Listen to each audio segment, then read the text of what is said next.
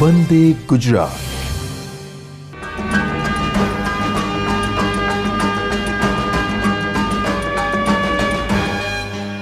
નમસ્કાર વિદ્યાર્થી મિત્રો, આજે આપણે આ લેક્ચરમાં ગયા લેક્ચરમાં જે અષ્ટફલકીય સવર્ગ સ્પીસીઝમાં સ્ફટિક ક્ષેત્ર વિપાટનમાં જે બાકીના મુદ્દા છે એની આજે આપણે ચર્ચા કરીશું.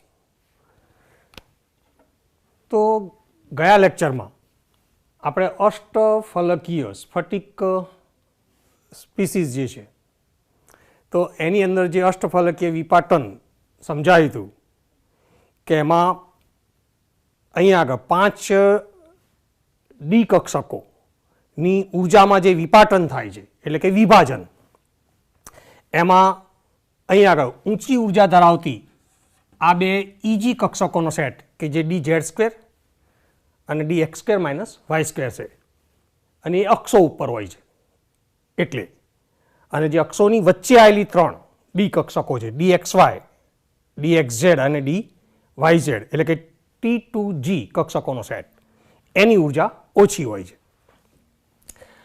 આ જે ઉર્જાનું વિભાજન છે એ અષ્ટફલકીય સંકીર્ણ માટે ડેલ્ટા ઓ તરીકે ઓળખાય છે, જ્યાં આ સબસ્ક્રાઇબ્ડ એટલે કે પદાક્ષર ઓ એ અષ્ટફલકીય સંકીર્ણ માટેનો છે. એટલે અષ્ટફલકીય સંકીર્ણમાં ડી કક્ષકોની ઉર્જામાં થતું આ જે વિભાજન છે એ વિભાજન ડેલ્ટા ઓ જેટલું કહેવાય છે.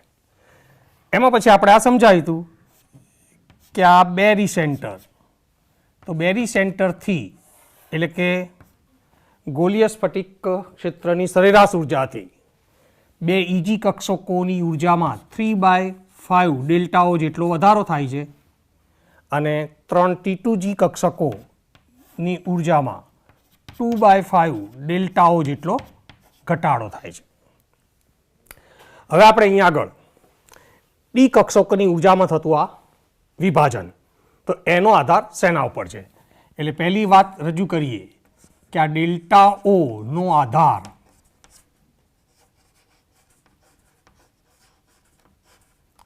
તો ડેલ્ટાઓનો આધાર અહીંયા મુખ્યત્વે બે બાબતો ઉપર, એક જે કેન્દ્રીય ધાતુ આયન છે એ ધાતુ આયનના વીજભાર પર, ધાતુ આયનના વીજભાર પર છે. નંબર 2 તો એ સહવર્ગ સંયોજનમાં રહેલ લિગેન્ડ દ્વારા ઉત્પન્ન થતા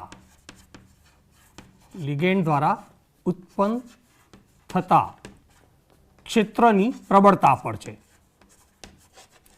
ક્ષેત્રની પ્રબળતા એટલે મુખ્યત્વે આ સ્ફટિક ક્ષેત્ર વિપાટનની ઉર્જા જે છે એનો આધાર આ બે પોઈન્ટ ઉપર છે, ધાતુ આયનના વીજભાર ઉપર અને એ સંકીર્ણ સંયોજનમાં રહેલ લિગેન્ડ દ્વારા ઉત્પન્ન થતા ક્ષેત્રની પ્રબળતા પર. ખાસ આપણે અહીંયા આગળ આ બીજા પોઈન્ટની ચર્ચા કરીશું. એટલે એ ચર્ચામાં એવી રજૂઆત કરીએ કે કેટલાક લિગેન્ડ એવા હોય છે કે જે પ્રબળ ક્ષેત્ર ઉત્પન્ન કરે છે, અને પ્રબળ ક્ષેત્ર ઉત્પન્ન કરે તો આ ડી કક્ષકોની ઉર્જામાં થતું વિપાટન એટલે કે વિભાજન એટલે કે ડેલ્ટા ઓનું મૂલ્ય વધારે હોય છે. તો એવા લિગેન્ડ પ્રબળ ક્ષેત્ર ઉત્પન્ન કરતા લિગેન્ડ કહેવાય, જ્યારે કેટલાક લિગેન્ડ નિર્બળ ક્ષેત્ર ઉત્પન્ન કરે છે એટલે કે ડી કક્ષકોની ઉર્જામાં થતું આ જે વિપાટન છે એ વિપાટન ઓછું હોય છે, એટલે કે ડેલ્ટા ઓની કિંમત એ ઓછી હોય છે. એટલે આમ જો લિગેન્ડ દ્વારા પ્રબળ ક્ષેત્ર ઉત્પન્ન થતું હશે તો ડેલ્ટા ઓનું મૂલ્ય વધારે હશે, અને જો લિગેન્ડ દ્વારા નિર્બળ ક્ષેત્ર ઉત્પન્ન થતું હશે તો ડેલ્ટાઓની કિંમત ઓછી હશે. તો આ રીતે જુદા જુદા લિગેન્ડ દ્વારા ઉત્પન્ન થતા આ ક્ષેત્રની પ્રબળતાને આધારે જો લિગેન્ડને ઉતરતા ક્રમમાં ગોઠવવામાં આવે તો લિગેન્ડની એક શ્રેણી રચાય, એને વર્ણપટ્ટી રાસાયણિક શ્રેણી કહે છે અથવા સ્પેક્ટ્રોકેમિકલ શ્રેણી કહે છે. તો સ્પેક્ટ્રોકેમિકલ શ્રેણી પ્રમાણે જો લિગેન્ડને ઉતરતા ક્રમમાં ગોઠવીએ તો આપણે અહીંયા આગળ એ લિગેન્ડ રજૂ કરીએ તો I માઇનસ એટલે આપણી શ્રેણીમાં સૌથી નીચું ક્ષેત્ર ઉત્પન્ન કરતો લિગેન્ડ, આ એનાથી વધારે પ્રબળ ક્ષેત્ર ઉત્પન્ન કરતો લિગેન્ડ Br માઇનસ, એનાથી વધારે કહીએ તો SCN માઇનસ થાયોસાઇનેટો, એનાથી વધારે પ્રબળ લિગેન્ડ ઉત્પન્ન કરતો, એનાથી વધારે પ્રબળ ક્ષેત્ર ઉત્પન્ન કરતો લિગેન્ડ કહીએ તો Cl માઇનસ, પછી S2 માઇનસ, ત્યાર પછી F માઇનસ, પછી OH માઇનસ. OH માઇનસ કરતાં વધુ પ્રબળ ક્ષેત્ર ઉત્પન્ન કરતો લિગેન્ડ ઓક્ઝેલેટો C2O4 2 માઇનસ, ત્યાર પછી તટસ્થ લિગેન્ડ H2O. એટલે આટલે સુધી જોઈએ તો લિગેન્ડનો જે ક્રમ બન્યો એમાં જે લિગેન્ડ આવે છે એ બધા ઋણ આયન લિગેન્ડ છે અને આ તટસ્થ લિગેન્ડ આવ્યો. હવે H2O પછી અહીંયા આગળ કહીએ તો NCS માઇનસ, પછી આવે છે EDTA 4 માઇનસ, ત્યાર પછી ફરી પાછો તટસ્થ લિગેન્ડ NH3, એના પછી પણ તટસ્થ લિગેન્ડ EN, ત્યાર પછી CN માઇનસ અને CO. તો આ જે લિગેન્ડનો ચડતો ક્રમ ગોઠવ્યો એ આપણે લિગેન્ડ દ્વારા ઉત્પન્ન થતા ક્ષેત્રની પ્રબળતાને આધારે ગોઠવેલો છે. એટલે કે શરૂઆતના લિગેન્ડ એવા કહેવાય કે જે નિર્બળ ક્ષેત્ર ઉત્પન્ન કરે, એટલે એમની હાજરીમાં ડેલ્ટાઓનું મૂલ્ય ઓછું હોય છે. અને શ્રેણીમાં પાછળ આવતા લિગેન્ડ એવા કહેવાય કે જે પ્રબળ ક્ષેત્ર ઉત્પન્ન કરે છે, એટલે કે એમની હાજરીમાં અહીંયા આગળ ડેલ્ટાઓનું મૂલ્ય વધારે હોય છે. એટલે જો પાછળના લિગેન્ડ હોય તો આ વિભાજન વધારે થશે, શરૂઆતના લિગેન્ડ હોય તો આ વિભાજન ઓછું થશે.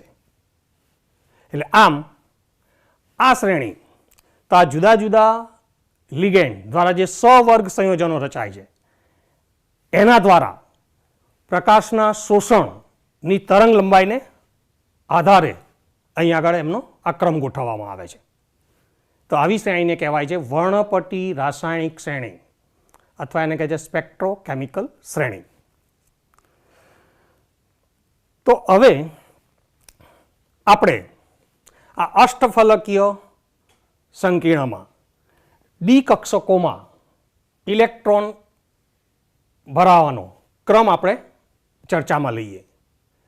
સૌથી પહેલાં અહીં આગળ જો ડી કક્ષકમાં 1, 2 કે 3 ઇલેક્ટ્રોન ગોઠવાય તો હુન્ડના નિયમ મુજબ આ 3 ઇલેક્ટ્રોન નીચી ઉર્જાવાળી આ T2G કક્ષકમાં અયુગ્મિત સ્વરૂપે એટલે કે દરેકમાં એક એક ઇલેક્ટ્રોન સ્વરૂપે ગોઠવાય છે. આ પ્રમાણે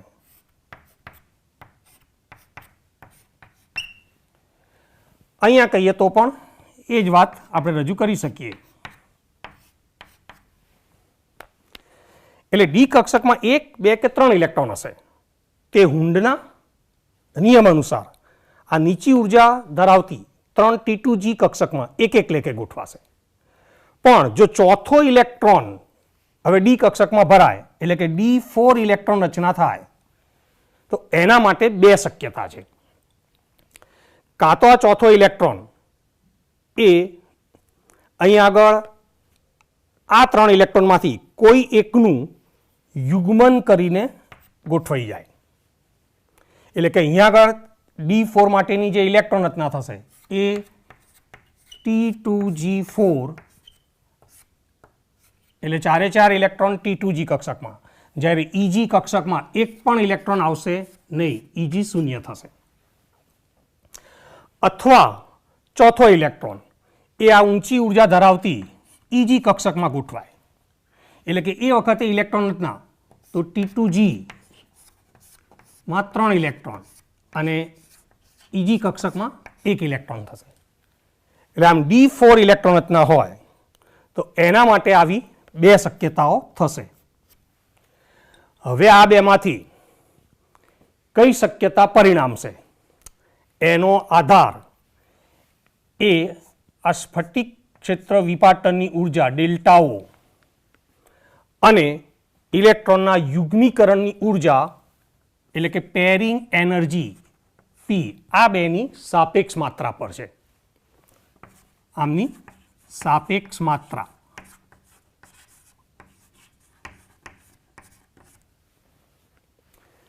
એટલે ફરીથી કહીએ તો જો ડી કક્ષામાં 1, 2 કે 3 ઇલેક્ટ્રોન હશે તો એ નીચી ઉર્જા ધરાવતી T2G કક્ષકમાં અયુગ્મિત સ્વરૂપે એટલે કે એક લેખે ગોઠવાઈ જશે. પણ જો D4 ઇલેક્ટ્રોન રચના થાય એટલે ડી કક્ષકમાં ચોથો ઇલેક્ટ્રોન ભરવામાં આવે તો ચોથો ઇલેક્ટ્રોન ભરાવા માટે બે શક્યતાઓ છે. કાં તો એ T2G કક્ષકમાં રહેલા ઇલેક્ટ્રોનમાંથી કોઈ એકનું યુગ્મન કરીને ગોઠવાશે અથવા તો એ ઊંચી ઉર્જાવાળી EG કક્ષકમાં ગોઠવાઈ જશે. આ બેમાંથી કઈ શક્યતા પરિણામશે એનો આધાર આ સ્ફટિક ક્ષેત્ર વિભાજનની ઉર્જા ડેલ્ટાઓ અને ઇલેક્ટ્રોનના યુગ્મીકરણની ઉર્જા પી એ બેની સાપેક્ષ માત્રા પર છે. હવે જો અહીં આગળ માની લો કે ડેલ્ટાઓ નું મૂલ્ય ઇલેક્ટ્રોનની યુગ્મીકરણ ઉર્જા કરતાં વધુ હોય એટલે કે ડેલ્ટાઓનું મૂલ્ય વધારે હોય જ્યારે પેરિંગ ઉર્જા ઓછી હોય એટલે કે ડેલ્ટાઓ કરતાં પેરિંગ ઉર્જા ઓછી હોય તો અહીં આગળ સ્વાભાવિક છે કે એવી જ ઘટના બને કે જે ઘટનામાં ઓછી ઉર્જા સંકળાય. કે આનો મતલબ જો ઇલેક્ટ્રોનનું પેરિંગ થાય તો પી મૂલ્ય જેટલી ઉર્જા પ્રણાલીની વધે. પણ જો ઇલેક્ટ્રોન ઊંચી ઉર્જાવાળી કક્ષકમાં જશે તો ડેલ્ટાઓ જેટલી ઉર્જા વધશે. તો હવે અહીં આગળ માની લો કે ડેલ્ટાઓ ગ્રેટર દેન પી છે એટલે કે ઊંચી ઉર્જાવાળી EG કક્ષકમાં ઇલેક્ટ્રોન ભરાય એના કરતાં ઇલેક્ટ્રોનનું પેરિંગ થાય એ ઉર્જા ઓછી છે તો આ જ ઘટના બનશે. મતલબ કે અહીંયા આગળ આપણે જે ઇલેક્ટ્રોન T2G કક્ષકમાં ભર્યો એ ઘટના અહીંયા આગળ આ વિકલ્પમાં બનવાની છે. એટલે કે આ વિકલ્પ એવો છે કે જેમાં વિપાટનની ઉર્જા પેરિંગ એનર્જી કરતાં વધારે છે. તો સ્વાભાવિક છે કે આ પ્રમાણેની અસર એ પ્રબળ ક્ષેત્ર ઉત્પન્ન કરતા લિગેન્ડની હાજરીમાં જોવા મળે. એટલે અહીંયા આગળ આ પ્રબળ ક્ષેત્ર ઉત્પન્ન કરતા લિગેન્ડ એટલે કે પ્રબળ લિગેન્ડ જ્યારે સંકીર્ણમાં હશે ત્યારે ડેલ્ટાઓનું મૂલ્ય સ્વાભાવિક રીતે પેરિંગ એનર્જી કરતાં વધુ હોવાથી ચોથો ઇલેક્ટ્રોન EG કક્ષકમાં નહીં ગોઠવાય પણ T2G કક્ષકમાંથી કોઈ એક કક્ષકમાં ઇલેક્ટ્રોનનું યુગ્મીકરણ કરીને ગોઠવાય છે. એટલે કે આવા કેસમાં અહીં આગળ અયુગ્મિત ઇલેક્ટ્રોનની સંખ્યા ઓછી હશે કેમ કે ચોથો ઇલેક્ટ્રોન એ યુગ્મીકરણ કરી નાખે છે. એટલે આવા પ્રબળ ક્ષેત્ર ઉત્પન્ન કરતા લિગેન્ડ હોય એટલે શ્રેણીમાં નીચે આવતા લિગેન્ડ તો એની હાજરીમાં આ વિકલ્પ પરિણામવાનો છે. એટલે કે અહીંયા આગળ નીચી સ્પિન ધરાવતા એટલે કે નીચું ભ્રમણ ધરાવતા સંકીર્ણ સંયોજન રચાય છે. તો અહીંયા આગળ આપણે જેમ આ વિકલ્પ સમજાયો હવે માની લો કે સ્ફટિક ક્ષેત્ર વિપાટનની ઉર્જા ઓછી હોય અને એની સાપેક્ષ પેરિંગ એનર્જી વધારે હોય એટલે કે જો ઇલેક્ટ્રોનનું પેરિંગ થાય તેમાં પ્રણાલીની ઉર્જામાં થતો વધારો એ વધારે હશે. જ્યારે ઇલેક્ટ્રોન ઊંચી ઉર્જા ધરાવતી કક્ષકમાં દાખલ થાય ત્યારે ઉર્જામાં થતો વધારો ડેલ્ટાઓ એ પેરિંગની સાપેક્ષ ઓછો હશે. તો એવી જ હંમેશા ઘટના બને કે જેમાં ઓછી ઉર્જા સંકળાતી હોય. તો અહીંયા આગળ EG કક્ષકમાં જો ચોથો ઇલેક્ટ્રોન ભરાય તો ઉર્જામાં થતો વધારો ઓછો થવાનો છે. એટલે મતલબ કે આવી અસર જ્યારે હોય લિગેન્ડ દ્વારા ત્યારે ઇલેક્ટ્રોન જે ચોથો ઇલેક્ટ્રોન કહીએ છીએ એ આ ઊંચી ઉર્જા ધરાવતી EG કક્ષકમાં ગોઠવાશે. એટલે કે અહીંયા આગળ ઇલેક્ટ્રોનની સ્થિતિ જોઈએ તો અયુગ્મિત ઇલેક્ટ્રોનની સંખ્યા આના કરતાં વધારે જોવા મળે છે. એટલે જ્યારે આ પ્રમાણે નો વિકલ્પ હોય ત્યારે અહીંયા આગળ ઊંચું ભ્રમણ ધરાવતા સંકીર્ણ બને છે, એટલે કે એની ચુંબકીય ચાક માત્રા વધારે હશે અને સ્વાભાવિક છે કે અહીંયા ડેલ્ટાઓનું મૂલ્ય પ્રમાણમાં ઓછું છે, એટલે કે અહીંયા જે પણ લિગેન્ડની હાજરીમાં થયું છે એ લિગેન્ડ નિર્બળ ક્ષેત્ર ઉત્પન્ન કરતા લિગેન્ડ કહેવાશે, એટલે કે આ વિકલ્પ નિર્બળ લિગેન્ડની હાજરીમાં થાય છે.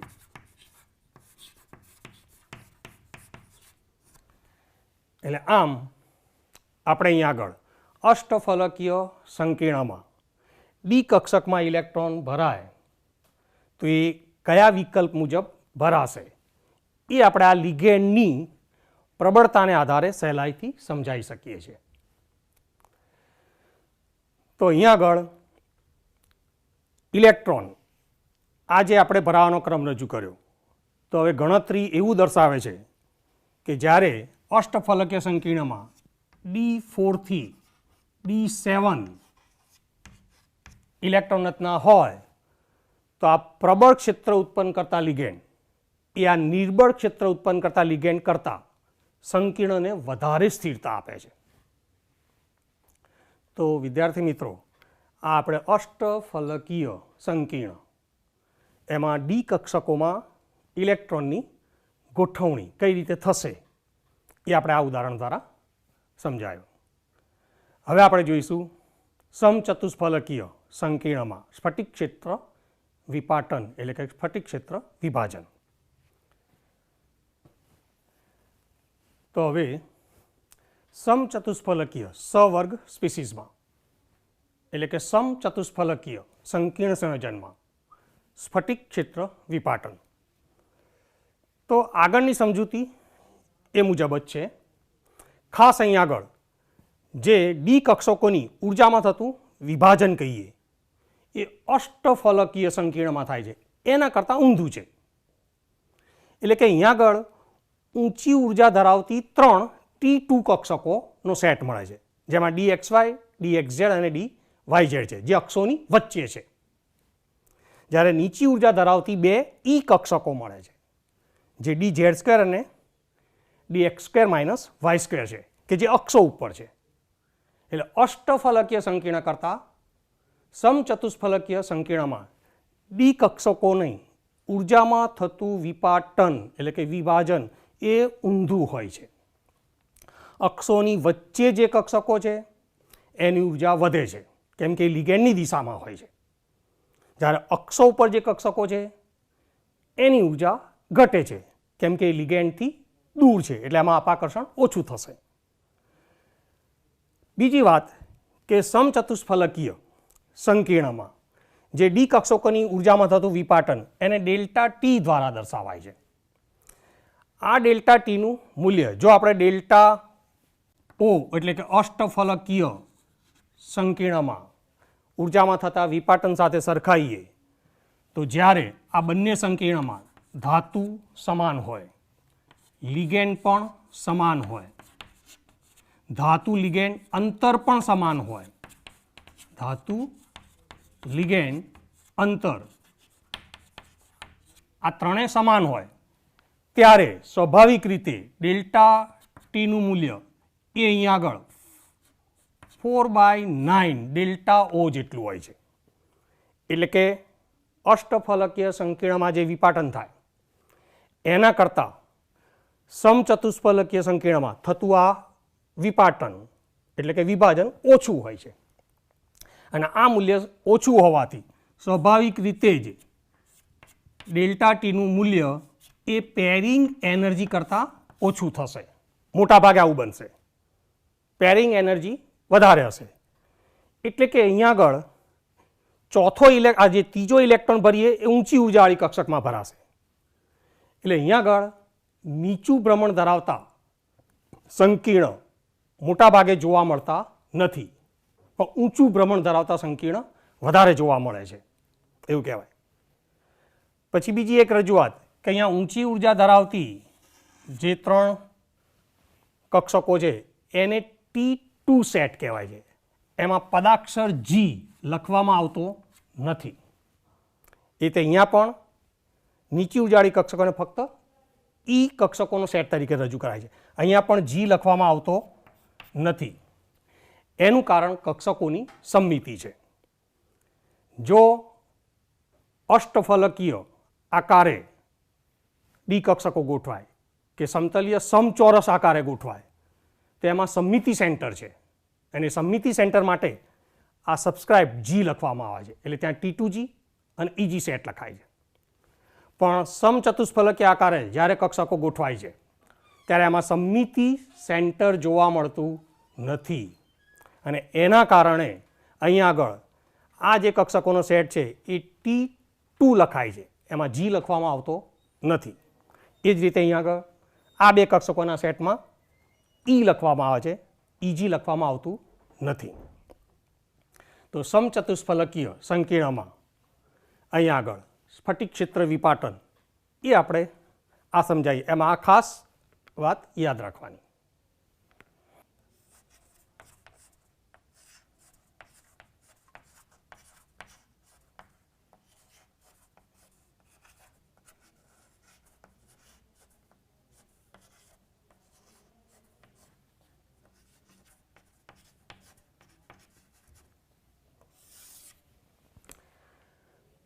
હવે આપણે ચર્ચા કરીશું સવર્ગ સંયોજનોના રંગ.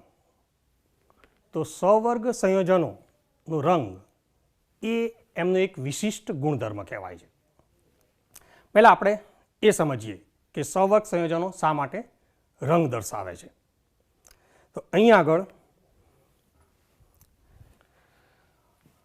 ધારો કે આપણે અહીં આગળ કોઈ સવર્ગ સંયોજન એનું દ્રાવણ અથવા એ પોતે લીધેલું છે અને જ્યારે એ સવર્ગ સંયોજનમાંથી આવો કોઈ દ્રશ્ય પ્રકાશ એટલે કે સફેદ પ્રકાશનું બીમ એટલે કે પુંજ પસાર કરવામાં આવે છે તો એ વખતે આપણે અહીં આગળ જે સ્ફટિક ક્ષેત્ર વિભાજન સમજાયું હતું કે આ વખતે કે જ્યારે એમાંથી પ્રકાશ પસાર થાય છે ત્યારે માનો કે અષ્ટફલકીય હોય તો ઊંચી ઉર્જાવાળી EG કક્ષકો અને નીચી ઉર્જાવાળી T2G કક્ષકો હોય છે, એમાં ડી કક્ષકો. તો અહીંયા આગળ જ્યારે પણ આ સફેદ પ્રકાશ પસાર કરીએ ત્યારે આ નીચી ઉર્જાવાળી T2G કક્ષકમાંથી ઇલેક્ટ્રોન એ સફેદ પ્રકાશમાંથી ચોક્કસ તરંગ લંબાઈનું અવશોષણ કરી આ ઊંચી ઉર્જાવાળી EG કક્ષકમાં જાય છે. એ જે પ્રકાશ ઉર્જાનું શોષણ થાય છે એ આ સ્ફટિક ક્ષેત્ર વિભાજનની ઉર્જા ડેલ્ટા O ઉપર આધારિત છે. એટલે કે આ મૂલ્ય પ્રમાણે અહીં આગળ આ દ્રશ્ય પ્રકાશમાંથી તરંગ લંબાઈનું અવશોષણ થાય છે. જો અહીં આગળ ડેલ્ટા ઓનું મૂલ્ય વધારે હશે તો એટલી ઓછી તરંગ લંબાઈવાળા પ્રકાશનું શોષણ થશે. જો ડેલ્ટા ઓનું મૂલ્ય ઓછું હશે તો એટલી વધુ તરંગ લંબાઈવાળા પ્રકાશનું શોષણ થશે. ટૂંકમાં જ્યારે પણ આ સફેદ પ્રકાશ આ સવર્ગ સંયોજનમાંથી પસાર થશે ત્યારે આ ઇલેક્ટ્રોનનું નીચી ઉર્જાવાળી ડી કક્ષકમાંથી ઊંચી ઉર્જાવાળી ડી કક્ષકમાં સંક્રમણ દરમિયાન એ સફેદ પ્રકાશમાંથી ચોક્કસ તરંગ લંબાઈનું અવશોષણ કરે છે. એટલે એ તરંગ લંબાઈ એ સફેદ પ્રકાશમાંથી દૂર થાય છે. એટલે બાકીનો જે પ્રકાશ બહાર આવશે એ પ્રકાશ હવે સફેદ રહેતો નથી, આ સફેદ હોતો નથી. કેમ કે એમાંથી અહીં આગળ આ ચોક્કસ તરંગ લંબાઈનું આ રીતે ડીડી સંક્રાંતિમાં અવશોષણ થઈ જાય છે. એટલે બાકીનો જે પ્રકાશ આવે એ હવે સફેદ નહીં રહે, પણ એ જે પૂરક તરંગ લંબાઈનો પ્રકાશ બહાર આવ્યો, આ જે પૂરક તરંગ લંબાઈ, તો એ પૂરક તરંગ લંબાઈને આધારે આ ચોક્કસ રંગ દર્શાવે છે, જેને આપણે આ સવર્ગ સંયોજનોનો રંગ કહીએ છીએ. એટલે આમ સ્ફટિક ક્ષેત્ર વિભાજનથી સવર્ગ સંયોજનો શા માટે રંગ દર્શાવે છે એ આ સમજાવી શકીએ આપણે. એટલે ટૂંકમાં કહીએ તો કે જ્યારે પણ દ્રશ્ય પ્રકાશ એટલે કે સફેદ પ્રકાશ આ સવર્ગ સંયોજનમાંથી પસાર થાય ત્યારે સવર્ગ સંયોજનમાં ડીડી સંક્રાંતિ થવાથી આ ડેલ્ટા ઓને અનુરૂપ ચોક્કસ તરંગ લંબાઈના પ્રકાશનું અવશોષણ કરી લે છે અને બાકીનો પ્રકાશ જે બહાર આવે છે એ પૂરક તરંગ લંબાઈનો પ્રકાશ એ સફેદ નથી હોતો અને એ કોઈ ચોક્કસ રંગ દર્શાવે છે. અને એને જ આપણે સહવર્ગ સંયોજનનો રંગ કહીએ છીએ. એટલે આમ સહવર્ગ સંયોજનો આ રીતે રંગ દર્શાવે. દાખલા તરીકે અહીંયા આગળ જો લીલા રંગને અનુરૂપ તરંગ લંબાઈનું અવશોષણ થાય તો આ બહાર આવતો પ્રકાશ એ લાલ રંગનો હોય છે. તે વખતે સંકીર્ણ આપણને લાલ રંગનું જોવા મળશે. એટલે આમ સંકીર્ણ સંયોજનનો રંગ એ એની આ એક પૂરક તરંગ લંબાઈને આધારે આપણને જોવા મળે છે, જે આપણે સ્ફટિક ક્ષેત્ર વિપાટનને આધારે સમજાવી શકીએ છીએ.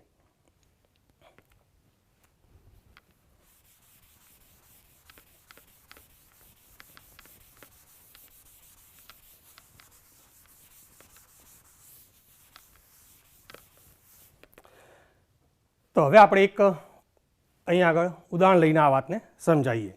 દાખલા તરીકે એક ટિટાનિયમનું સંકીર્ણ TiH2O6 3+ એટલે એક સહવર્ગ સ્પીસીસ છે.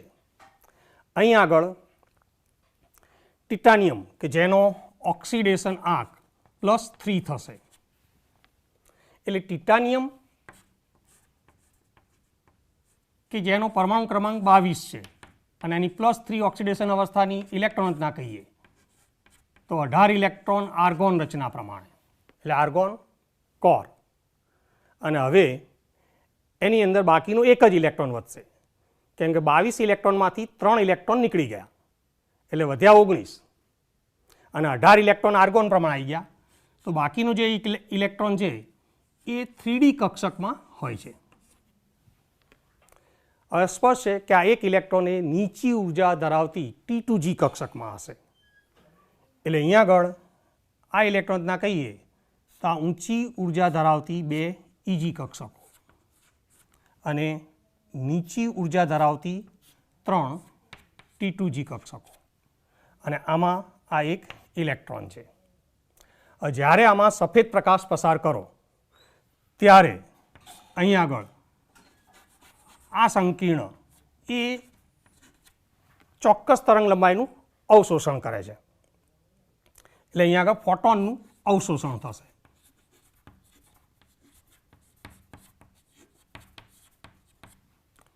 અને લીલા વાદળી એટલે કે વાદળી લીલા રંગના પ્રકાશને અનુરૂપ હોય છે અને એના કારણે ઇલેક્ટ્રોન આ નીચી ઉર્જાવાળી T2G કક્ષકમાંથી એ ઊંચી ઉર્જાવાળી EG કક્ષકમાં જાય છે. એટલે કે હવે ઇલેક્ટ્રોનનું સંક્રમણ થઈ આ ઇલેક્ટ્રોન ઊંચી ઉર્જાવાળી EG કક્ષકમાં જશે જ્યારે T2G કક્ષક ખાલી થઈ જશે. એટલે કે આ ઇલેક્ટ્રોન રચના T2G1 EG0 એટલે T2Gમાં એક ઇલેક્ટ્રોન, EGમાં એક પણ ઇલેક્ટ્રોન નથી અને આ પ્રકાશનું શોષણ થવાથી હવે T2G કક્ષકમાં એક પણ ઇલેક્ટ્રોન નથી રહેતો અને ઊંચી ઉર્જાવાળી EG કક્ષકમાં એ ઇલેક્ટ્રોન સંક્રાંતિ પામે છે. એટલે આમ આ જે ટિટાનિયમનું એક્વા સંકીર્ણ છે એમાંથી જ્યારે સફેદ પ્રકાશ પસાર થાય છે ત્યારે એ સફેદ પ્રકાશમાંથી અહીંયા આગળ વાદળી લીલા રંગને અનુરૂપ તરંગ લંબાઈનું અવશોષણ થવાથી ઇલેક્ટ્રોન નીચી ઉર્જાવાળી આ T2G કક્ષકમાંથી ઊંચી ઉર્જાવાળી EG કક્ષકમાં સંક્રમણ પામે છે અને એના કારણે જે પૂરક તરંગ લંબાઈ બહાર આવે છે એ પ્રમાણે આનો રંગ આપણને જાંબલી જોવા મળે છે. એટલે આમ TiH2O6 3+ સંકીર્ણ એ જાંબલી રંગનું જોવા મળે છે. અહીંયા આગળ આ જે ડી કક્ષકોની ઉર્જાનું વિપાટન છે એ આ લિગેન્ડની હાજરીમાં થાય છે, જે આપણે સ્ફટિક ક્ષેત્ર વિપાટનની થિયરીમાં સમજાયું કે ડી કક્ષકોની ઉર્જાનું વિપાટન એ લિગેન્ડની હાજરીમાં થતું હોય છે. જો લિગેન્ડ હાજર નહીં હોય તો આ 5 ડી કક્ષકો સમશક્તિ થઈ જશે અને જ્યારે એ સમશક્તિ થાય તો અહીંયા આગળ ઇલેક્ટ્રોનની ડીડી સંક્રાંતિ જોવા ન મળે. એટલે કે કોઈ પણ તરંગ લંબાઈનું અવશોષણ થાય નહીં. તો એવા સંજોગોમાં સંયોજન રંગવિહીન હોય છે, એટલે કે સફેદ રંગનું હોય છે. જેમ કે અહીં આગળ આ ટિટાનિયમના એક્વા સંકીર્ણને ગરમ કરીએ, દાખલા તરીકે એનો કાઉન્ટર આયન ક્લોરાઇડ હોય તો આ TiCl3 કે જેમાં લિગેન્ડ નથી, તો આ રંગવિહીન છે, કેમ કે લિગેન્ડની ગેરહાજરીમાં આ સ્ફટિક ક્ષેત્ર વિપાટન જોવા મળતું નથી. એ જ રીતે જો નિર્જળ કોપર સલ્ફેટ લઈએ CuSO4, તો આમાં પણ ડી કક્ષકોની ઉર્જામાં વિપાટન થતું નથી, તો આ સંયોજન પણ સફેદ એટલે કે રંગવિહીન કહીએ છીએ આપણે. પણ જો એમાં પાણીના અણુઓ લિગેન્ડ તરીકે આવી જાય એટલે CuSO4 5H2O હોય, તો હવે ડી કક્ષકોની ઉર્જામાં આ રીતે વિપાટન થાય છે અને એના કારણે આ સંકીર્ણ વાદળી રંગનું જોવા મળે છે. એટલે આમ આપણે ક્રિસ્ટલ ફિલ્ડ થિયરી ઉપરથી સમજાવી શકીએ કે સંકીર્ણ સંયોજનનો રંગ એ આ લિગેન્ડની હાજરીમાં હોય છે. લિગેન્ડને કારણે ડી કક્ષકોમાં વિભાજન થાય છે, જેને કારણે ઇલેક્ટ્રોન નીચી ઉર્જા ધરાવતી ડી કક્ષકમાંથી ઊંચી ઉર્જા ધરાવતી ડી કક્ષકમાં સંક્રમણ થાય છે અને એના કારણે આપણને સંકીર્ણ સંયોજનનો ચોક્કસ રંગ જોવા મળે છે. હવે આપણને ટેક્સ્ટ બુકમાં એક સંકીર્ણ સંયોજન માટે એના રંગનું કોષ્ટક આપેલું છે, એ ઓબ્જેક્ટિવ પ્રશ્નો માટે યાદ રાખવું પડે. દાખલા તરીકે એમાં જે સંકીર્ણ સંયોજન આપ્યા મોટા ભાગે કોબાલ્ટના સંકીર્ણ આપ્યા છે, કારણ કે COCl NH3 5 2+.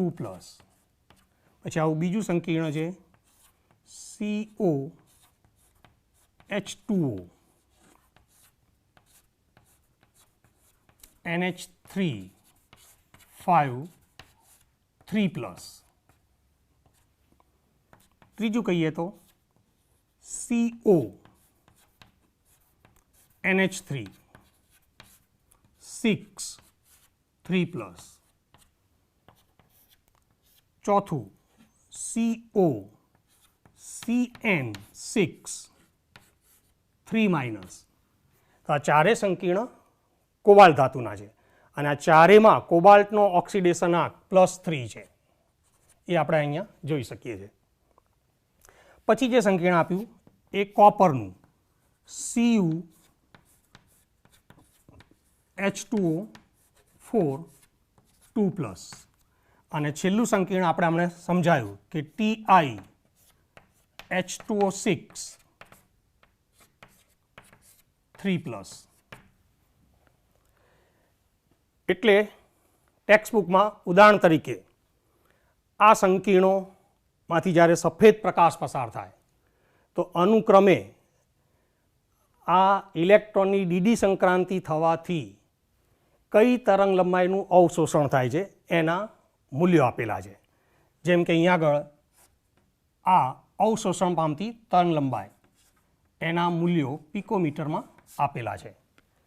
જેમ કે પહેલું કહીએ તો અહીંયા 535 પિકોમીટર ને અનુરૂપ તરંગ લંબાઈનું અવશોષણ થાય છે.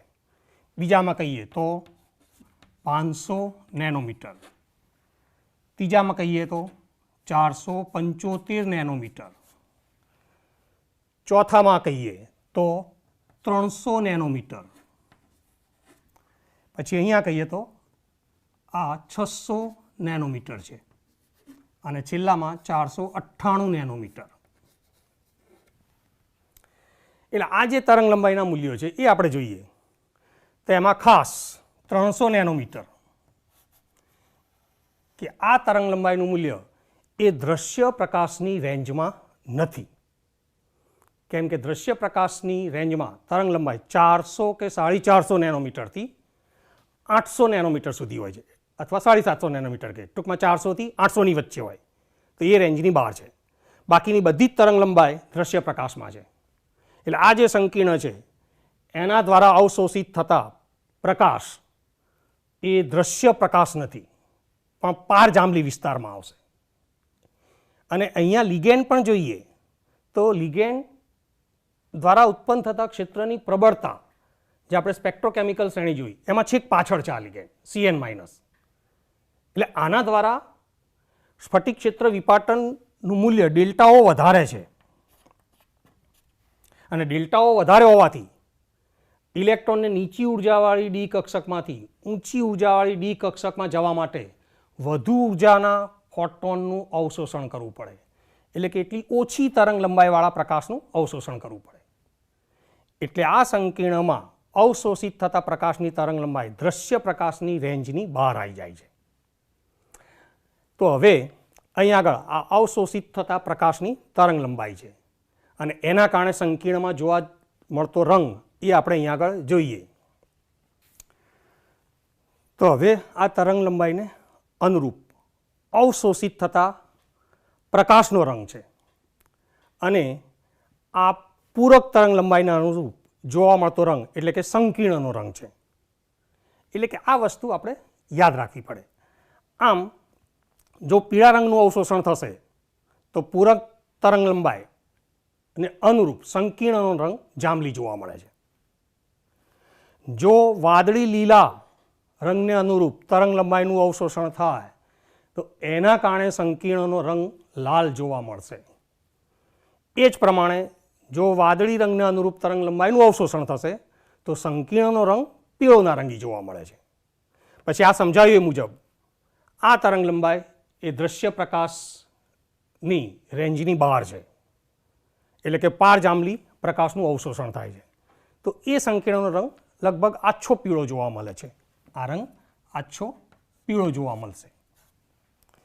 પછી આ જે કોપરનું સંકીર્ણ છે, એક્વા સંકીર્ણ, તેમાં બહુ ઊંચી તરંગ લંબાઈનું અવશોષણ છે જે લાલ રંગને અનુરૂપ હશે. તો એ સંકીર્ણનો રંગ વાદળી જોવા મળે છે.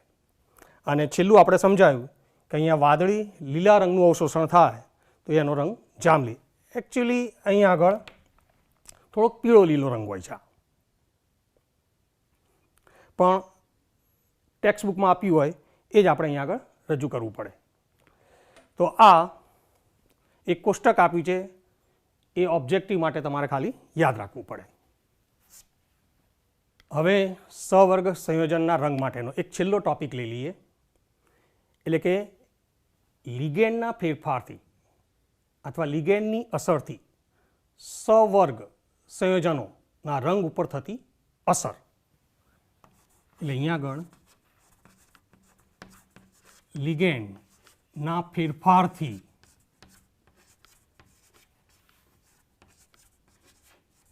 અથવા એવું કહેવાય લિગેન્ડની આ ફેરફારથી સહવર્ગ સંયોજનના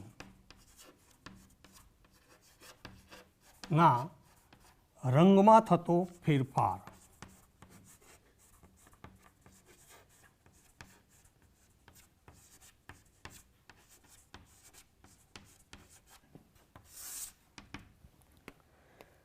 તો દાખલા તરીકે અહીંયા આગળ આ એક સંકીર્ણ રજૂ કર્યું કે NiH2O6 આ સંકીર્ણ આયન કે જે નિકલ ક્લોરાઇડ NiCl2 ને પાણીમાં ઓગાળવાથી બને છે અને આ સંકીર્ણનો રંગ લીલો જોવા મળે છે.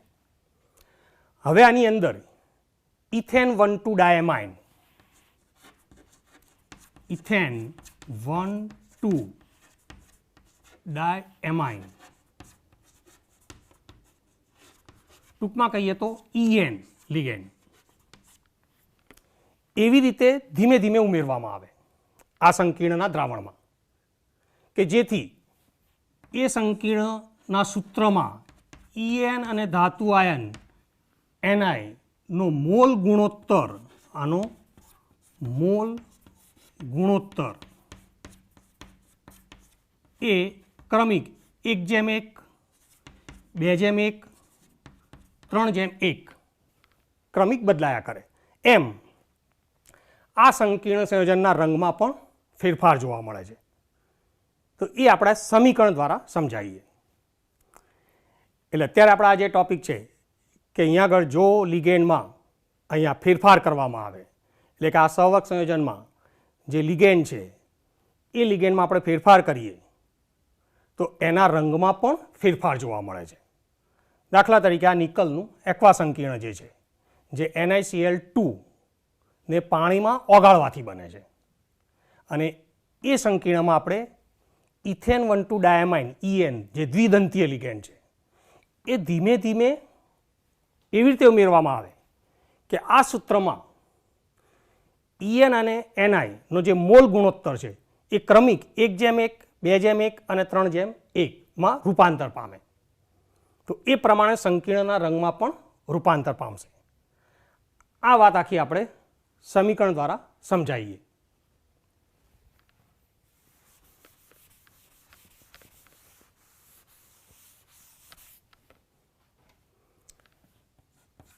હવે આમાં આપણે આ દ્વિદંતીય લિગેન્ડ EN એનું જલીય દ્રાવણ ઉમેરીએ. તો આ દ્વિદંતીય લિગેન્ડ છે અને H2O એકદંતીય લિગેન્ડ છે. એટલે આ એક લિગેન્ડ જો અંદર દાખલ થશે તો આ બે H2O એકદંતીય લિગેન્ડ સહવર્ગ સ્પીસીસની બહાર આવી જશે. એટલે કે અહીંયા આગળ NiH2O4 હવે 6 માંથી બે H2O લિગેન્ડ આ સહવર્ગ સ્પીસીસની બહાર આવી જશે અને એની જગ્યાએ આ એક દ્વિદંતીય લિગેન્ડ EN દાખલ થઈ જશે. એટલે નિકલનો સહવર્ગાંક 6 જ રહેશે. એટલે આનું જલીય દ્રાવણ અને વત્તા આ બે H2O લિગેન્ડ બહાર આવી ગયા. તો હવે આ સંકીર્ણનું જલીય દ્રાવણ લીલા રંગનું હતું. હવે એમાં આ રીતે લિગેન્ડમાં ફેરફાર થવાથી આનો રંગ બદલાઈ જશે, જે આછો વાદળી થઈ જાય છે. આછો વાદળી. અને અહીંયા આગળ આ જે EN અને NI નો ગુણોત્તર છે 1:1 છે. એટલે આ સંકીર્ણમાં EN અને NI નો ગુણોત્તર 1:1 મોલ પ્રમાણમાં છે. હવે જો આની અંદર હજુ પણ આ દ્વિદંતીય લિગેન્ડ EN ઉમેરવામાં આવે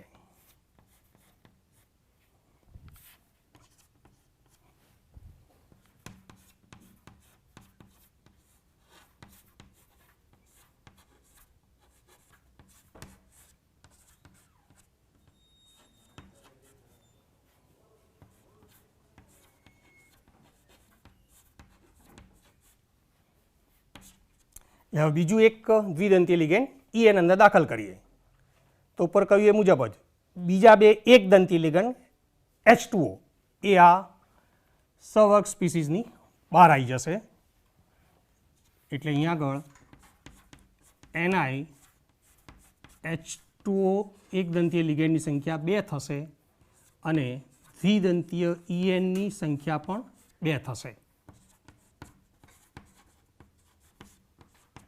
અને આ બે લિગેન્ડ H2O બહાર આવી જશે. તો જેમ કે આ સંકીર્ણ એ આછા વાદળી રંગનું હતું. હવે આ જે સંકીર્ણ છે એનો રંગ એ વાદળી જાંબુડિયો જોવા મળે છે. આ રંગ લગભગ વાદળી જાંબુડિયા જેવો જોવા મળશે. અહીં આગળ આ જે ગુણોત્તર કહીશું તો આ ગુણોત્તર 2:1 મોલ પ્રમાણમાં એ અહીંયા જોવા મળે છે. અહીંયા 2 મોલ EN તો 1 મોલ NI. હવે ફરીથી જેમાં દ્વિદંતીય લિગેન્ડ ઉમેરવામાં આવે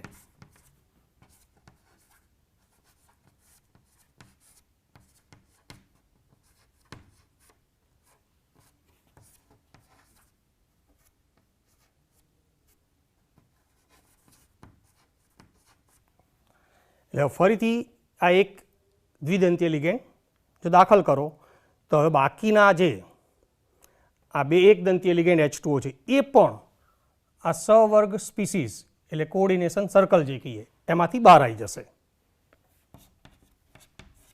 એટલે કે NiEN થ્રાઇસ 2+ એક્વેસ વત્તા 2H2O. એટલે આનો રંગ હવે જાંબલી થઈ જાય છે, રેડ વાયોલેટ જેવો.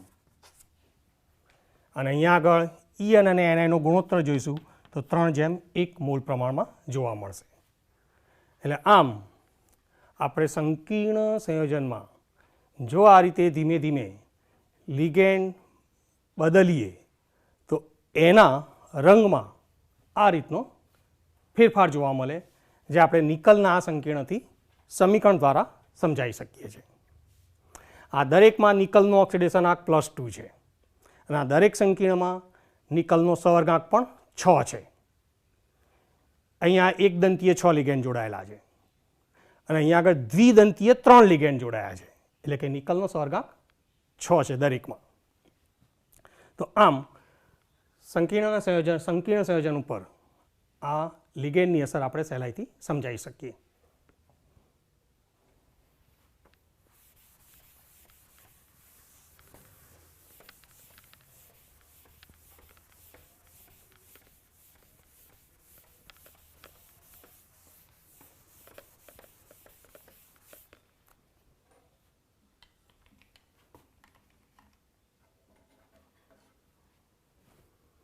હવે સ્ફટિક ક્ષેત્ર વિપાટન,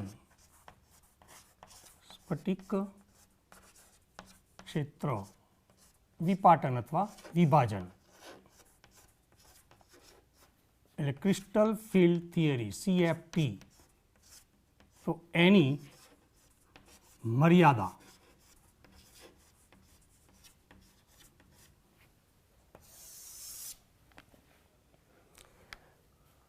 આપણે CFT થિયરી પ્રમાણે સહવર્ગ સંયોજન એની એક બનાવટ એટલે કઈ રીતે સંયોજન રચાય છે, સંયોજનની રચના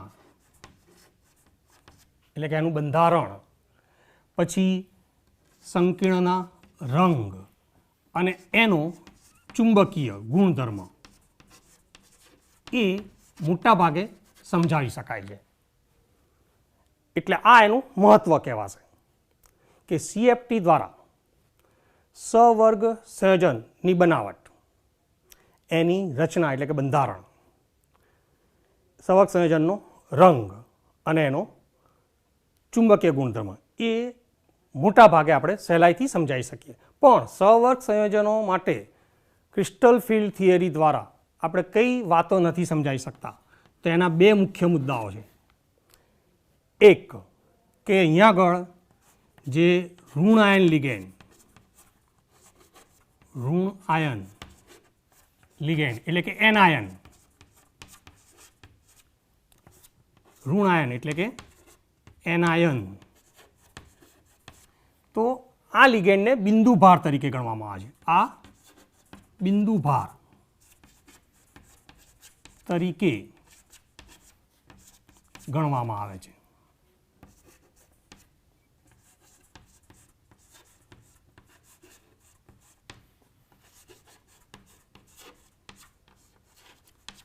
એટલે કે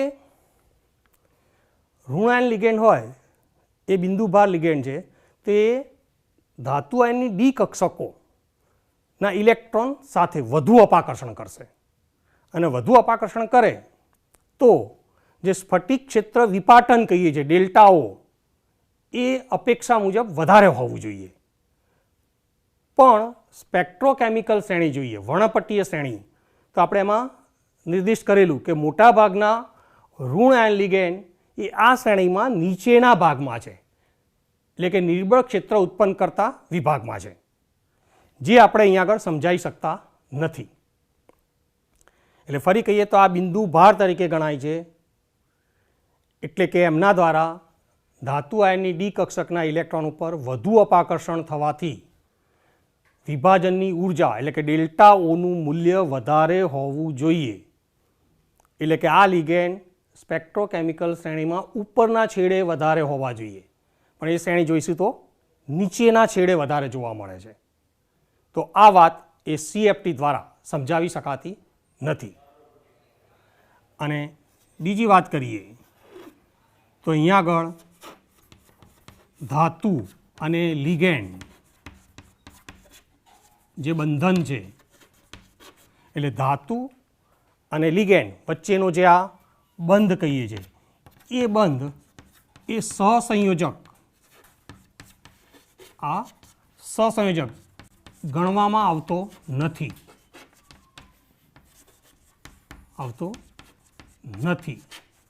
જ્યારે આપણે મોટાભાગના સહવર્ગ સંયોજનોની રચનામાં આ બંધને સહવર્ગ સહસંયોજક બંધ તરીકે લઈએ છીએ અને અહીંયા આગળ આ બંધ એ એનું આયનીય લક્ષણ તરીકે ગણતરીમાં લીધેલું છે. એટલે આ બે એની મુખ્ય મર્યાદા છે. એક એનાયન લિગેન્ડ કે પ્રબળ ક્ષેત્ર ઉત્પન્ન કરતા હોવા જોઈએ, પણ એ સ્પેક્ટ્રોકેમિકલ શ્રેણીમાં નીચેના છેડે જોવા મળે છે. અને બીજું કે ધાતુ અને લિગેન્ડ વચ્ચેનો જે બંધ છે એને સહસંયોજક સ્વભાવ ગણવામાં આવતો નથી, પણ એની જગ્યાએ સ્થિર વિદ્યુતીય આકર્ષણ એટલે કે આયનીય બંધ તરીકે ગણતરીમાં લેવામાં આવે છે. તો આ બે એક સ્ફટિક ક્ષેત્ર વિભાજન એટલે કે ક્રિસ્ટલ ફિલ્ડ થિયરીની મર્યાદા છે, જે આના પછી વિકસિત થયેલા LFT એટલે કે લિગેન્ડ ક્ષેત્ર સિદ્ધાંત અને MOT એટલે કે આણ્વીય કક્ષક સિદ્ધાંતમાં આ બંને મર્યાદાઓ સમજાવવામાં આવે છે. આભાર વિદ્યાર્થી મિત્રો. તો આજે આપણે આ લેક્ચરમાં સ્ફટિક ક્ષેત્ર વિભાજનની થિયરી પૂરી કરી અને આ સહવર્ગ સંયોજનોના રંગ એ આપણે સમજાયા. હવે એના પછીના લેક્ચરમાં આપણે સહવર્ગ સંયોજનોના ઉપયોગો અને એના અનુપ્રયોગોની ચર્ચા કરીશું.